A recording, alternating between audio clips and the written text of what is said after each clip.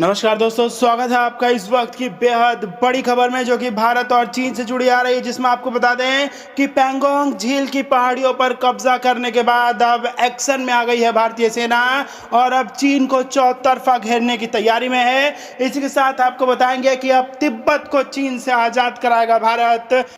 Himachal Tibet border पर SFF की तैनाती हो गई है। इसी के साथ तीसरी बड़ी खबर में आपको बताएंगे कि सीमा पर तनाव के बीच बंगाल की खाड़ी में आज और कल इंद्र युद्ध अभ्यास करेंगे भारत और रूस। जी हाँ दोस्तों, भारत के साथ अब रूस भी बंगाल की खाड़ी में भारत के साथ युद्ध अभ्यास करेगा, जिसके बाद ये माना जा सकता है कि अमेरिका, रूस, भारत और तमाम बड़े देश इस वक्त गोलबंद हो रहे हैं चीन के खिलाफ। जी हाँ दोस्तों, ये बेहद बड़ी खबर निकल के आ रही है। हर एक खबर की गहराई में आपको ले जाएंगे, लेकिन उससे पहले अगर आप भी भारत चीन मामले में भारत की सेना और देश के सरकार के हर फैसले के साथ हैं तो आप अभी इस वीडियो को लाइक कीजिए और इस लाल बटन को दबा के इस चैनल को फ्री में सब्सक्राइब करके घंटी बजाइए और कमेंट में लिखिए जय हिंद। दोस्तों, रुक कर देते हैं आप बड़ी खबरों की तरफ। पैंगोंग झील की पहाड़ियों पर कब्जा करने के बाद एक्शन में सेना, अब चीन को चौतरफा घेरने की तैयारी। जी हां दोस्तों, लद्दाख में भारत और चीन के बीच वास्तविक नियंत्रण रेखा पर तनाव लगातार बरकरार है। पैंगोंग त्सो झील में हुई तकरार के बाद विवाद और ज्यादा बढ़ गया है। भारतीय सेना ने पीपुल्स लिबरेशन आर्मी को पीछे ढकेल रणनीतिक रूप से एक अहम पोस्ट पर कब्जा कर लिया है। सूत्रों के मुताबिक चीन की हरकतों को देखते हुए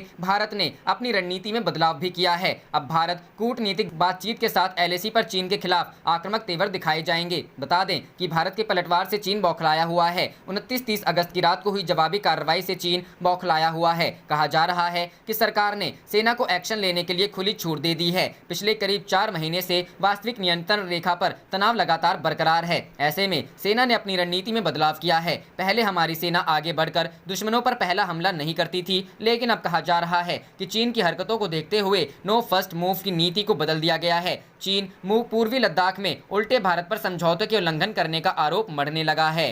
रुख करते हैं अगली खबर की तरफ। भारत चीन तनाव, हिमाचल तिब्बत बॉर्डर पर एसएफएफ की तैनाती, जवान रवाना। जी हां दोस्तों, भारत चीन में सीमा पर तनाव के बीच अब हिमाचल प्रदेश से लगते तिब्बत बॉर्डर पर तिब्बती विशेष सीमावर्ती बल की तैनाती की जा रही है। हालांकि आधिकारिक तौर पर इसकी पुष्टि नहीं हो पाई है, लेकिन जवानों की रवानगी हुई है। हिमाचल के किन्नौर और लाहौल स्पीति में लगती चीन की सीमाओं पर तैनाती के लिए एसएफएफ के जवान रवाना हुए हैं। शिमला पहुंचने पर तिब्बतन समुदाय के लोगों ने इनका स्वागत किया और सीमा की सुरक्षा करने के लिए सैनिकों की हौसला अफजाई की। तिब्बती समुदाय के बच्चों, महिलाओं से लेकर बुजुर्गों ने शिमला की पंता घाटी पहुंचने पर सैनिकों का अभिवादन किया। तिब्बती समुदाय के लोगों का कहना है कि चीन की नापाक हरकतें हमेशा से देश के लिए खतरा रही हैं। ऐसे में अब मौका है कि भारत सहित दुनिया चीन के फरेब को जान ले। भारत चीन सीमा पर भारतीय सेना का साथ देने के लिए तिब्बती जवान भी बॉर्डर की रक्षा के लिए जा रही है। इसकी उन्हें खुशी है और चीन को धूल चटाने के लिए सेनाएं कंधे से कंधा मिलाकर काम करेंगी। स्थानीय तिब्बती संसद के महासचिव पाल देंद दुंदू ने कहा कि केंद्र सरकार के आदेशों पर स्पेशल फोर्स सीमा की सुरक्षा के लिए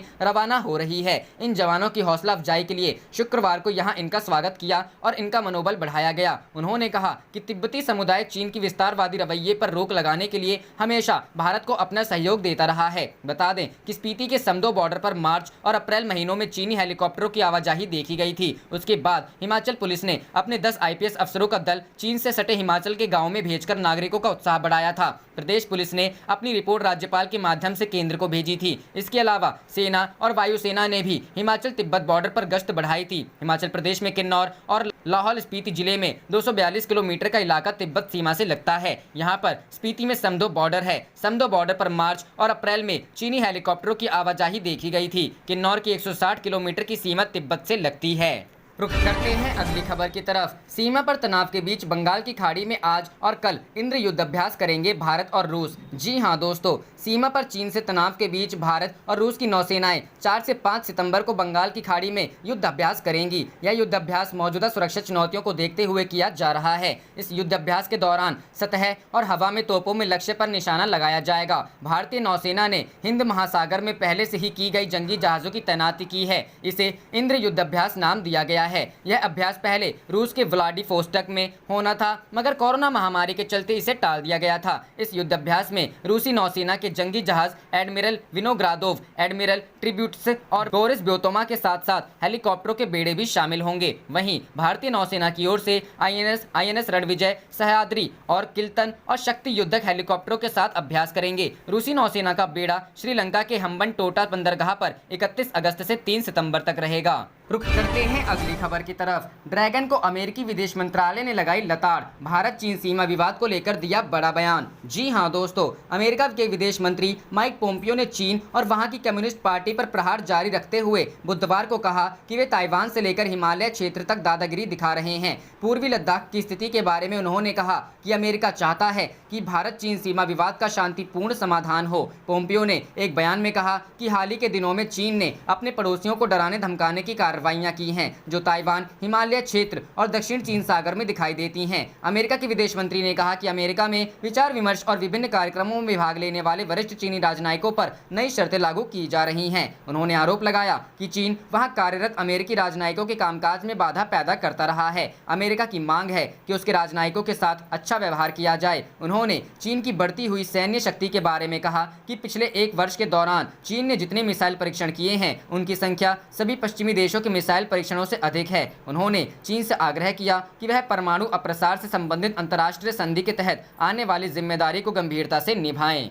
रुख करते हैं अगली खबर की तरफ। पूर्वी लद्दाख में जारी तनाव के बीच आज शाम चीनी रक्षा मंत्री से मुलाकात कर सकते हैं राजनाथ सिंह। जी हां दोस्तों, पूर्वी लद्दाख में बढ़े तनाव के बीच रक्षा मंत्री राजनाथ सिंह आज चीनी रक्षा मंत्री वी फेंगे से मुलाकात कर सकते हैं। समाचार एजेंसी पीटीआई ने सरकारी सूत्रों के हवाले से बताया है कि रक्षा मंत्री राजनाथ सिंह शुक्रवार शाम मॉस्को में चीनी समक्ष वी फेंगे के साथ शंघाई सहयोग संगठन के एक मंत्री स्तरीय बैठक के मौके पर बातचीत कर सकते हैं। एक सूत्र ने कहा कि बैठक होने की संभावना है। गौरतलब है कि राजनाथ सिंह और चीनी रक्षा मंत्री के बीच होने वाली यह बैठक चीनी रक्षा मंत्री द्वारा अनुरोध के बाद हो रही है। चीन के रक्षा मंत्री जनरल वी फेंगे ने शंघाई सहयोग संगठन की बैठक से इतर भारत के रक्षा मंत्री राजनाथ सिंह से मिलने की इच्छा जाहिर की थी। चीनी पक्ष ने भारतीय मिशन के समक्ष यह इच्छा व्यक्त की। मई की शुरुआत में पूर्वी लद्दाख में सीमा रेखा पर तनाव बढ़ने के बाद दोनों पक्षों के बीच यह पहली उच्च स्तरीय बैठक होगी। हालांकि इस दौरान विदेश मंत्री एस जयशंकर ने अपने चीनी समक्ष वांग यी के साथ टेलीफोन पर बातचीत की थी। बता दें कि भारत के रक्षा मंत्री राजनाथ सिंह और चीनी रक्षा मंत्री वी फेंगे एससीओ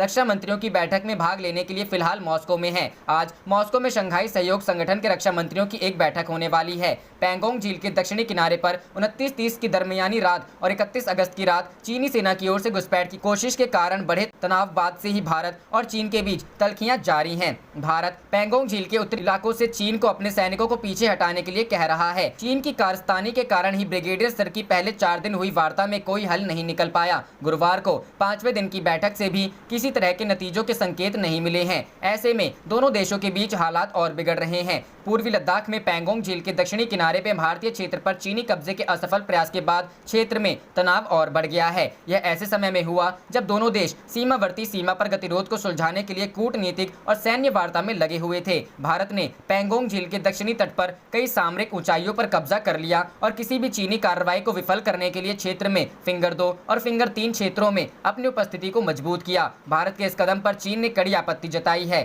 चीन के साथ जारी तनाव के बीच सेना प्रमुख जनरल MM नरवणे लद्दाख दौरे पर हैं। वह लेह में सेना की तैयारियों का जायजा ले रहे हैं। सेना प्रमुख ने आज कहा कि पूर्वी लद्दाख में LAC पर हालात नाजुक हैं, लेकिन सेना चीन की चुनौती का सामना करने के लिए पूरी तैयारी है। बता दें, रक्षा मंत्री राजनाथ सिंह रूस के 3 दिवसीय दौरे पर हैं। इस दौरान वह आज SCO की बैठक में शामिल होंगे। मॉस्को दौरे पर भारत और रूस ने अत्याधुनिक AK-203 राइफल भारत में बनाने के लिए एक बड़े समझौते को अंतिम रूप दे दिया है। आधिकारिक रूसी मीडिया ने यह जानकारी दी। AK-203 राइफल AK-47 राइफल का नवीनतम और सर्वाधिक उन्नत प्रारूप है। यह इंडियन स्मॉल आर्म्स सिस्टम 5.56 गुना 45 मिलीमीटर राइफल की जगह लेगा।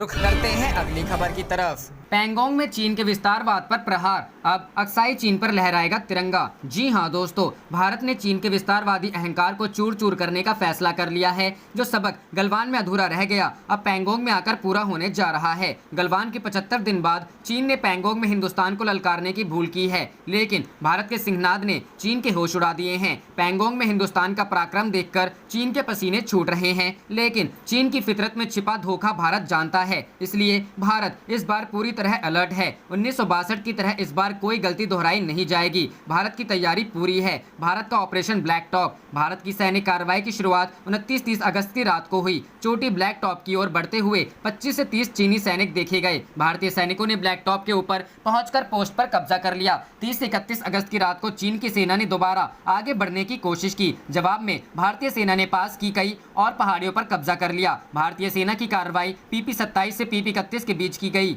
सारे पेट्रोलिंग पॉइंट अब भारतीय सेना के पास हैं। 1962 में इन इलाकों में चीन ने कब्जा कर लिया था। रेकिन ला और इजांग ला के इलाकों पर भारतीय सेना का कब्जा हो गया है। वर्ष 1962 के बाद भारतीय सेना ने कभी अपने सैनिक नहीं भेजे। दोनों ही जगहों पर वर्ष 1962 में भीषण लड़ाई हुई थी, मगर हिल और गुरुंग हिल पर भी भारतीय सैनिकों का कब्जा हो गया है। पैंगोंग के दक्षिणी किनारे से लेकर रिजांग ला तक भारतीय सेना का कब्जा है। भारत ने चीन सीमा पर चौकसी बढ़ा दी है। गृह मंत्रालय के सूत्रों से जी न्यूज को जो बड़ी खबर मिली है उसके मुताबिक आईटीबीपी और एसएसबी को अलर्ट कर दिया गया है। लद्दाख, हिमाचल प्रदेश, उत्तराखंड और अरुणाचल प्रदेश और सिक्किम बॉर्डर पर आईटीबीपी को अलर्ट रहने का निर्देश मिला है। वहीं उत्तराखंड के कालापानी में एसएसबी और आईटीबीपी की चौकसी बढ़ा दी गई है। उत्तराखंड के कालापानी में भारत, नेपाल और चीन का ट्राई जंक्शन है, जहां चीन नेपाल को उकसा रहा है। बताया जा रहा है कि एसएसबी यानी सीमा सुरक्षा बल की कुछ अतिरिक्त कंपनियां भी भारत नेपाल बॉर्डर पर भेजी गई हैं। ये कंपनियां पहले कश्मीर और दिल्ली में तैनात थीं।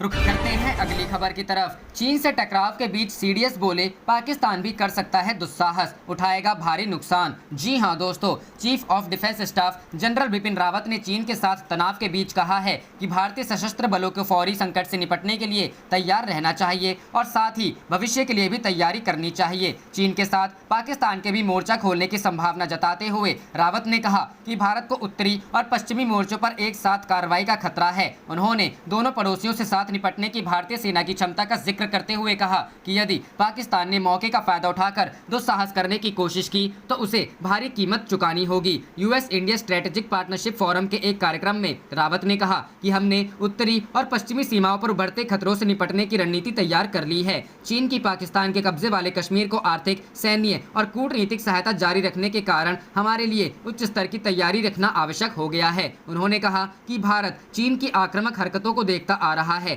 पर हम इनसे समुचित ढंग से निपटने में सक्षम हैं। सीडीएस ने यहां तक कहा कि भारत परमाणु से लेकर अर्ध परंपरागत तक सर्वाधिक जटिल खतरों और चुनौतियों का सामना कर रहा है। पाकिस्तान को लेकर सीडीएस रावत ने कहा कि वह सदा युद्ध छेड़ रहा है, जम्मू कश्मीर में परेशानी पैदा करने के लिए अपनी जमीन से आतंकवादियों की मदद कर रहा है और उन्हें सामान दे रहा है। पाकिस्तान उत्तरी सीमाओं पर पैदा होने वाले किसी भी खतरे का फायदा उठा सकता है और हमारे लिए समस्या खड़ी कर सकता है। जनरल रावत ने कहा कि पाकिस्तान अगर भारत के खिलाफ कोई दुस्साहस करने की कोशिश करता है तो भारी नुकसान उठाएगा। हमने इससे निपटने के लिए पर्याप्त सावधानियां बरती हैं। सीडीएस ने ये बातें ऐसे समय में कही है जब लद्दाख में भारत और चीन की सेनाओं के बीच तनाव चरम पर है। चीन की ओर से घुसपैठ की ताज़ा कोशिशों के बीच भारतीय सेना पूरी तरह मुस्तैद है और लगातार 2 दिन चीन के मंसूबे को नाकाम करते हुए पैंगोंग त्सो झील के दक्षिणी किनारे पर ऊंचाई वाले इलाकों को नियंत्रण में ले लिया है। दोनों ही सेनाएं टैंक और भारी हथियारों के साथ आमने सामने हैं। हालांकि दोनों देशों में सैन्य स्तर पर बातचीत भी हुई है, लेकिन कोई नतीजा नहीं निकल पाया है।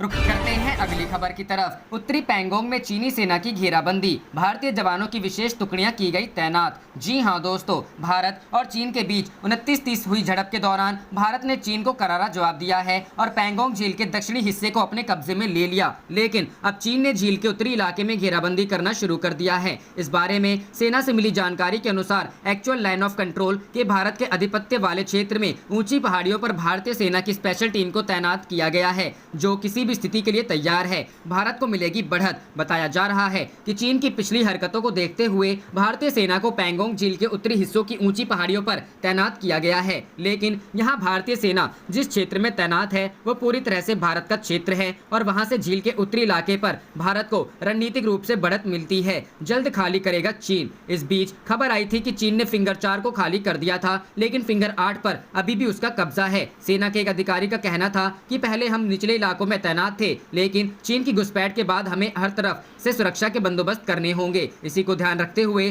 सेना झील के उत्तरी इलाके में मजबूत स्थिति तैनात की गई है। इस वजह से अब चीन इस जगह को जल्द खाली करेगा। वहीं चीन भारत विवाद के बीच सैन्य स्तर की बातचीत तीसरे दिन भी जारी है। सूत्रों की माने तो दोनों देशों की बातचीत में टकराव बना हुआ है और इसमें मुख्य रूप से पैंगोंग झील इलाके में तनाव को कम करने को लेकर जोर दिया जा रहा है। हालांकि अभी तक इस वार्ता का कोई ठोस परिणाम नहीं निकला है, लेकिन भारत ने ने उत्तरी इलाके में अपनी पकड़ बनाकर रणनीतिक रूप से बढ़त बनाई है। रुक करते हैं अगली खबर की तरफ। इन 5 राज्यों के 90 शहरों में तेज हवाओं के साथ बारिश की संभावना, देखें नाम। जी हां दोस्तों, देश भर में मानसून की धमाकेदार बारिश का दौर जारी है। इस बार मानसून का असर देर से देखने को मिला, लेकिन अब कई जिलों में औसत बारिश की भरपाई हो चुकी है। भारतीय मौसम विभाग IMD का कहना है कि उत्तर और मध्य भारत में अभी और बारिश जारी रहेगी। स्काईमेट वेदर के जानकारों का अनुमान है कि अगले 12 से 18 घंटों के दौरान देश के करीब 90 शहरों में तेज हवाओं के साथ बारिश हो सकती है। यह बारिश जिन राज्यों में होगी उनमें मुख्य रूप से राजस्थान और दिल्ली NCR है। अकेले राजस्थान के 31 शहरों में बारिश की संभावना है।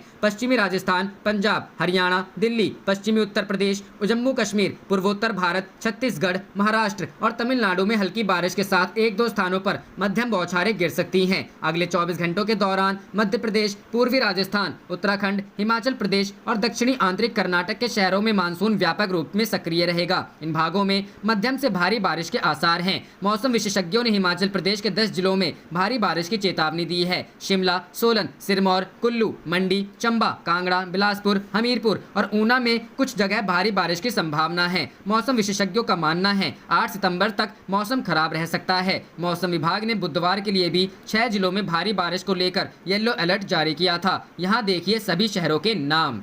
रुख करते हैं अगली खबर की तरफ। ज्योतिरादित्य सिंधिया बोले, मध्य प्रदेश में कांग्रेस ने धोखे की कीमत चुकाई। जी हां दोस्तों, मध्य प्रदेश के विधानसभा चुनावों में 15 साल बाद 2018 में सत्ता में आई कांग्रेस अपने ही नेताओं के बगावती तेवर के कारण 2 साल के भीतर ही विपक्ष में बैठ गई। मध्य प्रदेश की कमलनाथ सरकार की सत्ता खिसकाने में सबसे अहम भूमिका ज्योतिरादित्य सिंधिया की रही। सिंधिया की नाराजगी के कारण ही उनके समर्थक मंत्रियों समेत 27 विधायकों ने कांग्रेस का हाथ छोड़ बीजेपी के साथ हो गए। इसके चलते बीते मार्च महीने में शिवराज सिंह के नेतृत्व में बीजेपी की सरकार प्रदेश में फिर से बन गई। कांग्रेस छोड़ बीजेपी में शामिल होने वाले ज्योतिरादित्य सिंधिया ने कांग्रेस पर निशाना साधा है। गुरुवार को एक वीडियो शेयर करते हुए सिंधिया ने ट्विटर पर लिखा, मध्य प्रदेश की कांग्रेस सरकार ने आमजन के साथ साथ हमारे अन्नदाताओं के साथ भी छल और धोखा किया था। कांग्रेस की सरकार ने जनता और हमारे अन्नदाताओं के साथ धोखे की कीमत चुकाई है। सिंधिया ने तत्कालीन कांग्रेस सरकार पर कई आरोप लगाए हैं। खासकर उन्होंने पूर्व CM कमलनाथ को घेरने की कोशिश की। ज्योतिरादित्य सिंधिया ने ट्विटर पर वीडियो भी शेयर किया है।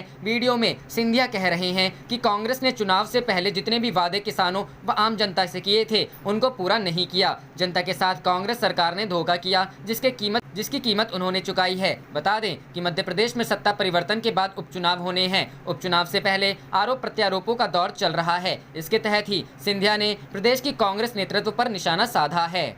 करते हैं अगली खबर की तरफ। चीन के साथ तनाव के बीच लद्दाख पहुंचे आर्मी चीफ। पैंगोंग में आमने सामने हैं सेनाएं। जी हां दोस्तों, पूर्वी लद्दाख में वास्तविक नियंत्रण रेखा पर भारत और चीन में जारी तनाव के बीच सेना प्रमुख MM नरवणे गुरुवार सुबह लद्दाख पहुंचे। यहां उन्होंने साउथ पैंगोंग समेत अन्य जगहों पर ताज़ा हालात का जायजा लिया। सूत्रों ने कहा कि पूर्वी लद्दाख के 2 दिवसीय दौरे पर सेना प्रमुख नरवणे को शीर्ष कमांडर क्षेत्र की मौजूदा स्थिति से अवगत कराएंगे। इससे पहले रक्षा मंत्री राजनाथ सिंह ने मंगलवार को पूर्वी लद्दाख में स्थिति की व्यापक समीक्षा की थी। इस सिलसिले में चली बैठक में विदेश मंत्री S जयशंकर, राष्ट्रीय सुरक्षा सलाहकार अजीत डोभाल, प्रमुख रक्षा अध्यक्ष जनरल बिपिन रावत, सेना प्रमुख जनरल MM नरवणे, वायु सेना प्रमुख RKS भदौरिया सहित अन्य शामिल हुए थे। बताया गया था कि लगभग 2 घंटे चली बैठक में यह निर्णय लिया गया कि भारतीय सेना वास्तविक नियंत्रण रेखा के साथ सभी संवेदनशील क्षेत्रों में अपना आक्रामक रुख जारी करेगी ताकि चीन के किसी भी दुस्साहस से प्रभावी ढंग से निपटा जा सके। वहीं चीन की उकसाने वाली कार्रवाई को नाकाम करने के कुछ दिनों बाद भारत ने पैंगोंग त्सो इलाके के दक्षिणी तट पर सामरिक रूप से महत्वपूर्ण कम से 3